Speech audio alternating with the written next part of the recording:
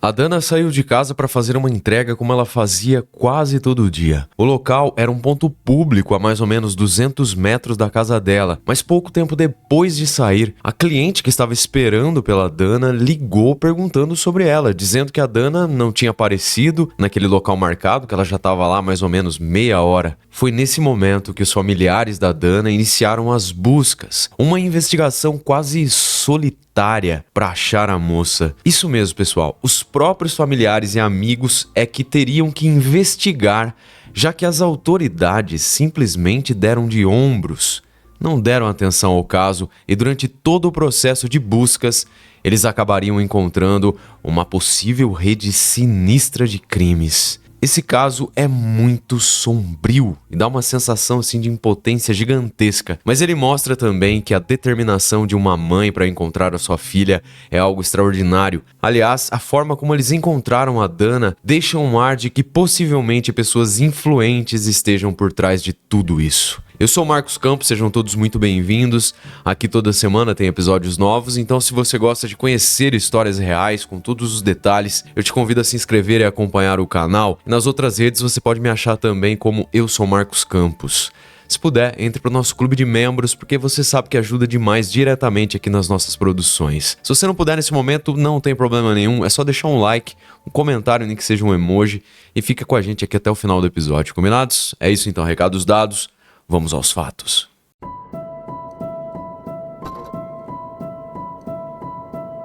A Dana Surrey Salgado Dávalos nasceu no dia 4 de junho de 99. Como nós não sabemos muita coisa sobre a infância dela, nós vamos então já para a adolescência. Foi quando ela tinha uns 16, 17 anos que ela conheceu um jovem chamado Alonso Garay. E pouco tempo depois de se conhecerem, eles já deram as boas-vindas ao primeiro filho, um menino que foi muito bem recebido pelos familiares de ambos os lados. A Dana e o Alonso se casaram e foram morar junto com os avós paternos da Dana, o Silvano Dávalos e a Madalena Orrantia. O jovem casal ajudava os avós ali nas atividades domésticas, enquanto os avós ajudavam o casal a cuidar do filho pequeno, e isso era uma dinâmica que super funcionava lá para eles. A família residia em uma casa bem modesta em um bairro de Tijuana, que é a maior cidade do estado da Baixa Califórnia, no México, uma das cidades que faz fronteira inclusive com San Diego, nos Estados Unidos, ficando a mais ou menos 200 quilômetros ao sul de Los Angeles. Alonso, o marido da Dana, trabalhava fora de casa, enquanto a Dana conseguia fazer os seus trabalhos dentro de casa, porque ela abriu uma página no Facebook onde ela vendia vários tipos de produtos, como por exemplo roupas, sapatos, maquiagem, cremes, bijuterias, enfim, de tudo um pouco. E ela foi descrita como uma pessoa muito tranquila, caseira, ou seja, ela preferia ficar em casa ali com a família do que sair, e era também muito trabalhadora. Esses produtos que a Dana vendia eram na maior parte para os moradores ali do próprio bairro, né? Pessoas que moravam próximas ali à casa da Dana. E sempre que uma compra era feita ali pela sua página, ela meio que marcava um ponto de encontro ali pelo bairro para poder entregar pessoalmente esse produto. E normalmente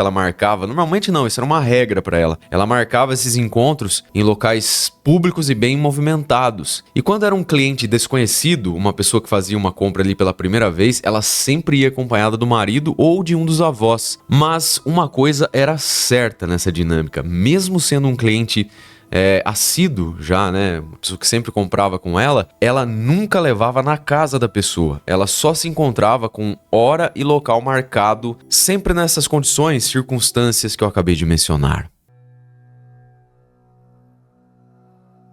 No dia 30 de março de 2020, por volta das 3 horas da tarde, a Dana recebeu uma confirmação de venda de algum produto para uma cliente que morava bem perto da casa dela. Então, ali pelo aplicativo de mensagens, ela combinou com essa cliente de entregar o produto no fim daquela mesma tarde, em um local chamado Pedra Grande, que, como o próprio nome diz, né, é uma pedra bem grande que fica ali perto em uma das ruas do bairro onde a Dana morava, perto da casa dela, a cerca de uns 200 metros mais ou menos. Um local, inclusive, que já era bem conhecido por todos como ponto de encontro mais frequente. E ela usava exatamente esse local por ser assim, né, movimentado e de fácil localização, perto de onde ela morava. Muito bem. A Dana então arrumou, né, o que ela tinha vendido, embalou ali, colocou na sacolinha e saiu para entregar. Ela saiu da casa dela por volta das 4:30 da tarde e enviou uma mensagem para aquela cliente avisando que ela estava saindo. Ela também avisou ao marido, o Alonso, para que ele ficasse, atento, de olhos ali no filho, que ela ia dar uma saidinha, mas já voltava. O filho deles já estava com 3 anos nessa altura aí dos fatos. E também a Dana avisou aos avós que iria até a Pedra Grande e voltaria rapidinho. Ela não levou o celular porque o celular estava descarregado naquele momento e como era uma coisa rápida, uma coisa que aparentemente ela sempre fazia, ela acabou deixando o celular em casa e foi lá rapidão. Então a Dana saiu apenas com a encomenda que ela ia entregar e também com um documento pessoal. E como tudo isso que eu acabei de mencionar, questão de ser um lugar perto,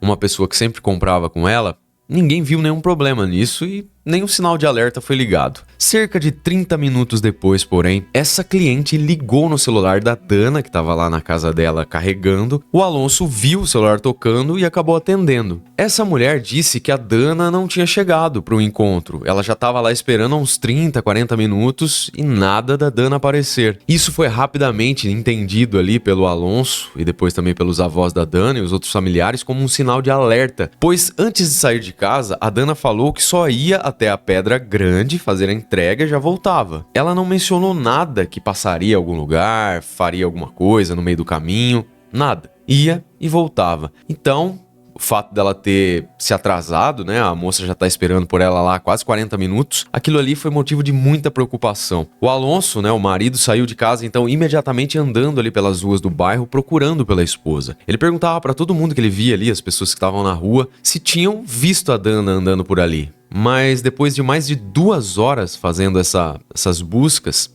nenhuma pista foi encontrada, então o Alonso voltou para casa. Como a Dana ainda não tinha retornado e nem se comunicado, o Alonso ligou para os pais dela e os avisou sobre tudo que tinha acontecido. Em pouco tempo, todos os familiares e amigos já haviam sido informados sobre a situação e correram para ajudar nas buscas. Enquanto isso, Surrey e José, os pais da Dana, foram até a delegacia para comunicar, o fato da pessoa ter desaparecido, da Dana ter desaparecido, mas as autoridades não se prontificaram a ajudar naquele momento. Eles simplesmente ignoraram a denúncia dos pais ali. As primeiras buscas, então, foram feitas por voluntários, ou seja, amigos, familiares, vizinhos, e foi assim que eles teriam encontrado uma testemunha que morava ali no meio do caminho entre a casa da Dana, da família da Dana, e essa tal Pedra Grande, e ele teria afirmado ver uma mulher com as mesmas descrições, características da Dana, andando pela rua, realmente ali por volta das 4:30 da tarde, quando ela foi abordada por 2 homens que saíram de um veículo Celta e arrastaram a mulher para dentro do carro e depois esse carro aí teria partido em alta velocidade. A cena foi tão rápida que esse homem alega não ter tido tempo de olhar com mais detalhes tudo que tinha acontecido, sobre as características físicas desses indivíduos, e ele também não tinha conseguido anotar a placa do veículo, mas ele garantiu que seria provavelmente a Dana Salgado. Isso deixou todo mundo em pânico, pois claro que levantava ali a possibilidade de um sequestro. E mesmo assim, levando essa informação à polícia, eles alegaram que não tinham informações suficientes para dar rumo, para dar início com foco em uma investigação. E diante disso, foi a própria família quem teve que prosseguir tentando solucionar o caso sozinhos. Nas semanas seguintes, eles saíram andando pela comunidade, usando megafones e falando sobre o caso, espalhando panfletos e pendurando cartazes. E isso, claro, chamou a atenção da imprensa, que passou então a noticiar o caso misterioso do desaparecimento da Dana, de uma jovem, em plena luz do dia. E detalhe, em uma via pública, supostamente movimentada. Mas não tinha rastros, nem um sinal. A imprensa chamou de caso misterioso, mas será? Acho que não é tão misterioso assim, não é, abduzidos? Os familiares fizeram apelos pedindo para que quem soubesse de alguma coisa, pudesse ajudar, entrasse em contato, fazendo denúncias anônimas, que seja, pois eles só queriam que a Dana voltasse para casa para criar o filho pequeno, nada além disso. E com essa declaração, já pairava no ar aí um sentimento de que alguma coisa sinistra estava por trás disso, não é? A gente só quer que a Dana volte, mais nada, não queremos nos aprofundar em mais nada. Vai vendo. Como comentaba el abuelo, me han hecho que la han visto y todo, pero de ahí se quieren agarrar. He ido a buscarla, yo solo también. Me he metido a lugares que no se imagina también y no la encuentro por ninguna parte. Que la extrañamos mucho. Y que vuelva, por favor. Que la necesitamos.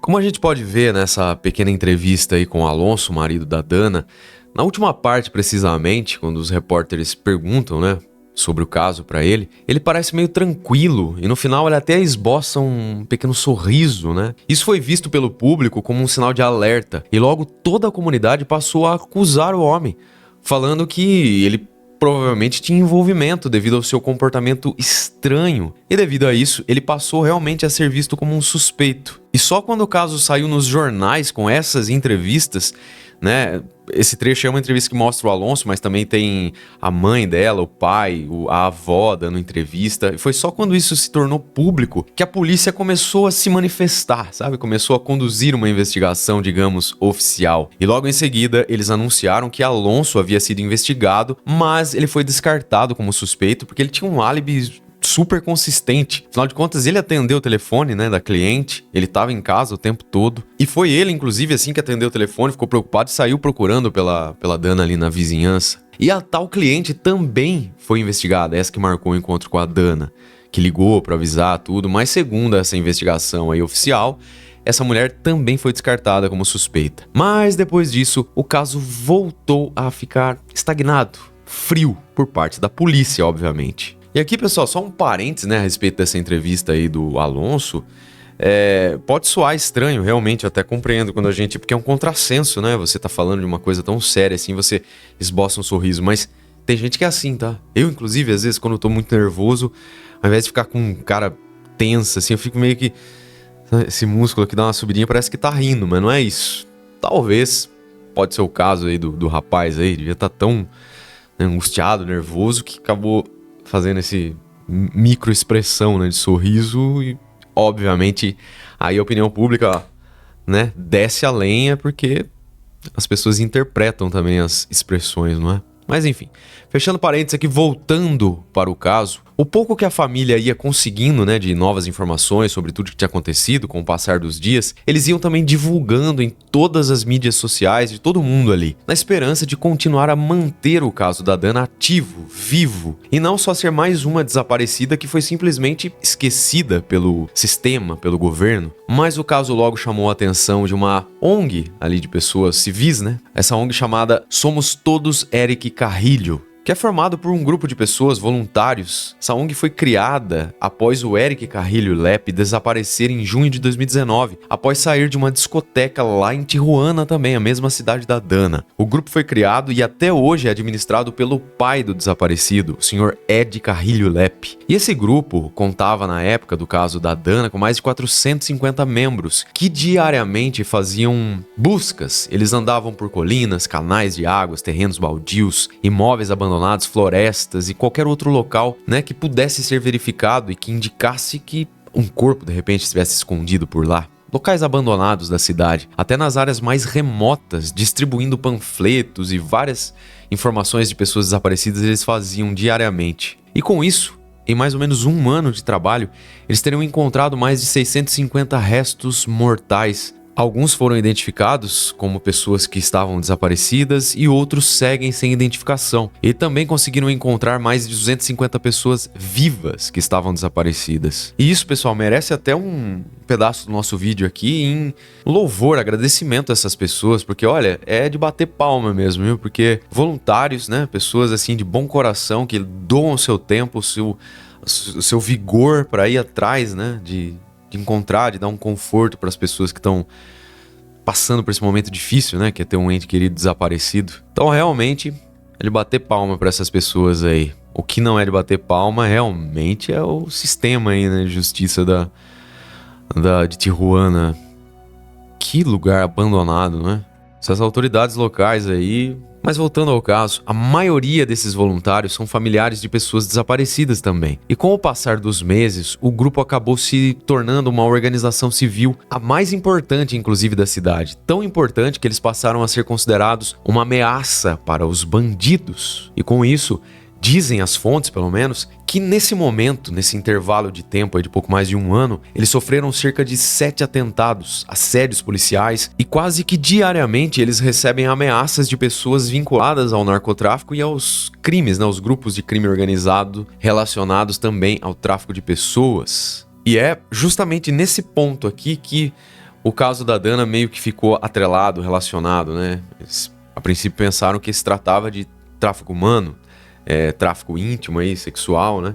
Enfim. Lembra que eu acabei de falar há pouco que naquele momento quando a família falou assim, a gente só tá querendo que a Dana volte, nada além disso. Talvez eles já meio que sentissem no ar que tinha essas pessoas, né, macabras envolvidas com isso, pessoas perigosíssimas, não é? Afinal de contas, essas pessoas que se envolvem no crime organizado, muitas vezes a gente não faz ideia de quem é e até tá no nosso círculo social. Pessoas às vezes não, né? A maioria das vezes poderosas, né? Porque são essas pessoas que têm a batuta, né? A caneta, que conseguem fazer com que isso continue correndo, né? Se criando, se ramificando. Veja como foi tratado o caso da Dana. Um desleixo, um desdém, uma falta de empatia, de responsabilidade. Enfim, cara, não sei nem como colocar em palavras isso aí. É revoltante, né? Mas com certeza não preciso nem falar, né? Vocês já devem estar...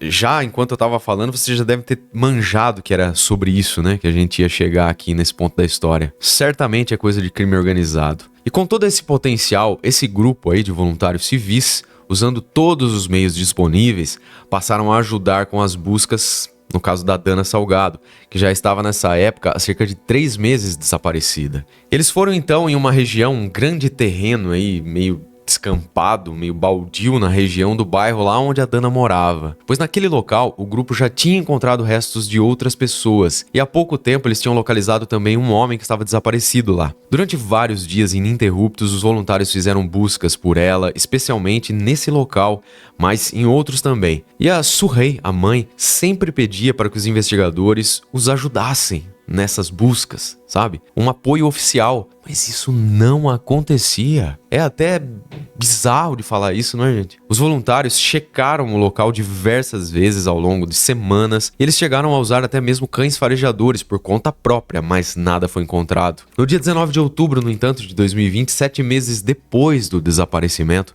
enquanto um outro grupo de voluntários de uma outra ONG de desaparecidos estava lá no mesmo terreno baldio procurando por um jovem desaparecido, eles encontraram um documento de identidade que pertencia a Dana. Como todos já sabiam do caso de desaparecimento, devido, né, às proporções que o caso tomou, todos ali sabiam que aquele documento era da Dana. Então, o que eles fizeram foi comunicar à família. Eles levaram esse documento até os pais, né, os avós e o marido da Dana. A família, obviamente, ficou chocada. A própria mãe da Dana tinha estado naquele mesmo lugar centenas de vezes ao longo dos últimos dias e não tinha encontrado nada. Era um lugar que já havia sido verificado minuciosamente por diversas pessoas muitas vezes. Então, eles sabiam que aquele documento tinha sido colocado ali recentemente. A intenção do possível criminoso era de fato que esse documento fosse encontrado.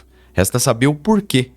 O grupo de voluntários, então, junto com os amigos e familiares, decidiram fazer novas buscas lá naquela região, onde o documento tinha sido encontrado, não é? E dessa vez, a busca foi ainda maior, sabe? Durou vários dias, mas eles não encontraram nada. A Surrey, a mãe, diversas vezes fez apelos, né, aos jornais pedindo para que alguém ajudasse a família a achar a filha, que dessem dicas úteis, né, informações, que ela não queria procurar o culpado, ela só queria poder saber onde a filha estava. Nessa altura do campeonato, creio eu que eles já nem existiam esperanças de encontrar a Dana com vida, não é? Mas eles queriam achar. Então, na noite, quase madrugada já do dia 5 de dezembro de 2020, 48 dias depois que o documento da Dana tinha sido encontrado, a Surrey recebeu uma ligação anônima de um homem falando que a Dana estava a 10 metros de onde o documento tinha sido deixado. E para ajudar, ele deixaria lá naquele local um graveto fincado ali na terra, com um pedaço de pano vermelho na ponta, para sinalizar onde eles tinham que cavar. Ali, né, o mundo da família da Dana desabou. Nas primeiras horas, então, da manhã, eles já estavam lá, era 6 de dezembro. Os familiares, amigos, voluntários começaram a procurar e eles acharam uma marcação ali num pedaço da terra E assim que o irmão da Suhey, o tio da Dana, bateu a pá ali, começou a cavar o local, ele já encontrou um pé. E conforme foram tirando, né, a terra ali de cima desse achado, eles encontraram os restos de uma mulher já em avançado estado de decomposição. Em volta desses restos mortais havia uma grossa camada de cal que tinha sido obviamente usada ali para encobrir o odor e diminuir o impacto, né, da decomposição. E foi por isso, inclusive, que ninguém conseguiu sentir cheiro nenhum, nem os cães conseguiram farejar ali alguma coisa quando eles levaram lá os animais.